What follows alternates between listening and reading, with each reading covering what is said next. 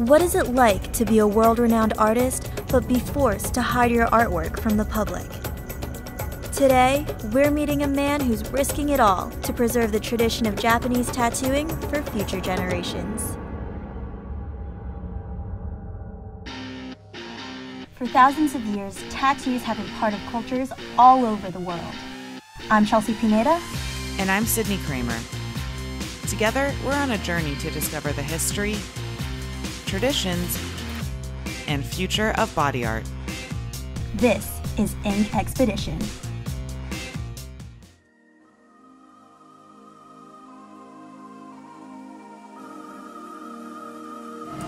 We're here in Japan to learn about the art of traditional Japanese tattooing.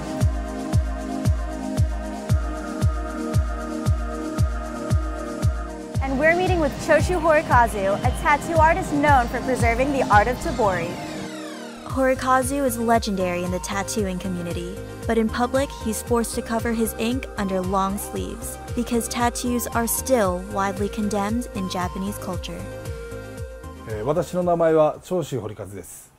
地元山口県を拠点として世界のさまざまなタトゥーコンベンションに参加しています。 Only in his studio can he reveal his body art and tattoo as his true self. 手彫りは日本で古来から行われている伝統技法の一つです。手彫りを行う際にこのようなのみが必要になります。現在私は衛生面も考慮してステンレス製のものを使用しています。 Horikazu has been practicing Tebori for 14 years. The ancient tattoo method uses a long rod that plunges ink into the skin with sharp needles. For a tattoo client, Tebori can be a way to connect to the past. But Horikazu's clients must hide his artwork from the world.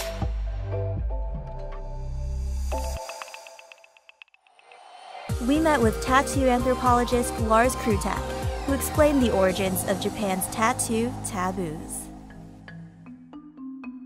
Making tattoos via hand is a nod to tradition, and it expresses great cultural pride. And for the tattoo client, it is a way to experience something that is both ancient and spiritual.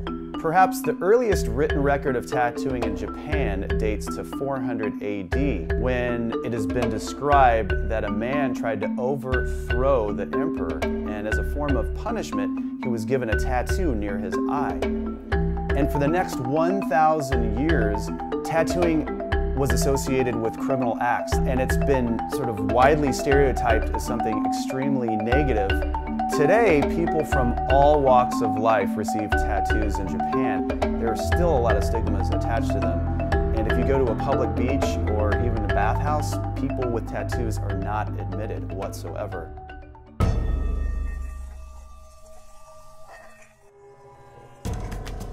The stigma of tattoos in modern Japan belies a rich cultural history.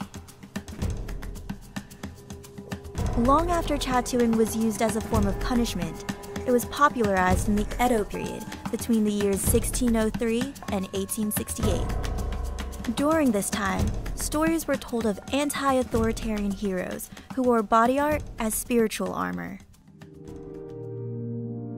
These stories resonated with the people of Japan, who are looking for ways to express themselves in a rigid class system. Inspired by the folklore, everyday heroes like firefighters began to use tattoos as their own form of protection. Sensing the subversive nature against the class system hidden in the tattoos, the emperor's government issued bans against them, driving the art form underground. Choshu Horikazu has chosen to honor history's forgotten fighters by continuing to practice Tebori, despite the stigma. 日本伝統姿勢をする上で素晴らしいと思うことは、とても歴史や文化が深く、生涯をかけて追求できるところです。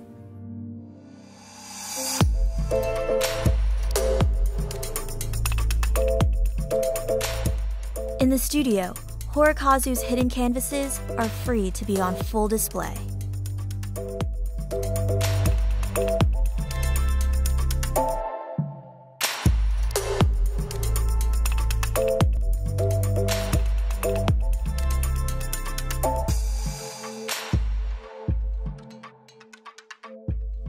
He offered us a temporary freehand tattoo, and we couldn't resist getting inked by the master, even if it was just a marker. I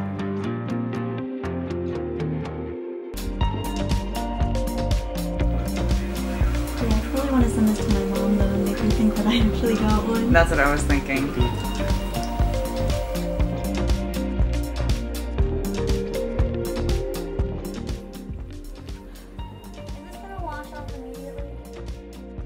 It stays on your skin long. Great, I want that. I know.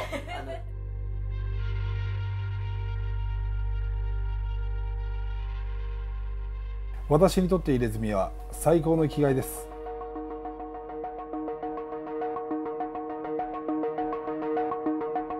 この素晴らしい日本の伝統芸術を継承し、発展させていくことができるように、初心を忘れず精進していこうと思います。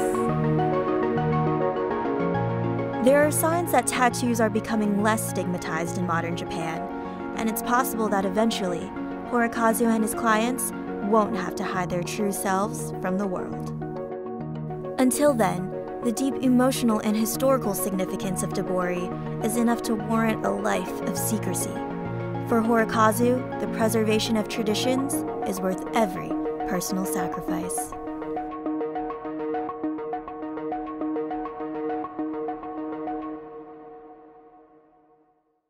Next time on Ink Expedition, we're meeting Pat Fish, who is famous for her intricate Celtic knot tattoos.